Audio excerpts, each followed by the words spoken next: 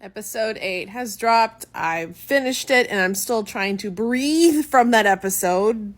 Whoa. It was gorgeous. It was amazing. It was intense. It was beautiful. But you're not here for a review of that episode. You're here for what I thought about the gown that finally decided to come to my attention. Not my attention, but come to my TV for reasons of screenshotting and research.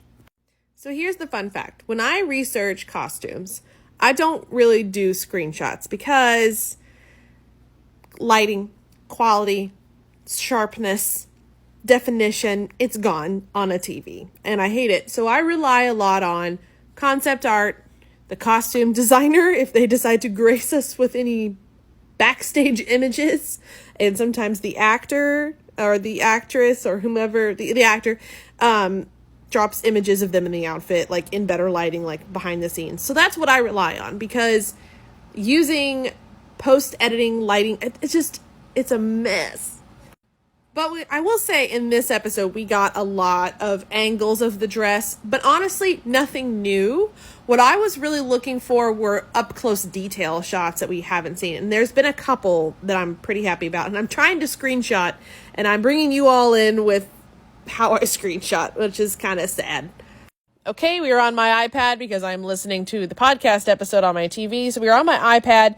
And if you didn't know this, on HBO, unless you're watching it on something else, like a third-party pirate version, you cannot screenshot. Watch.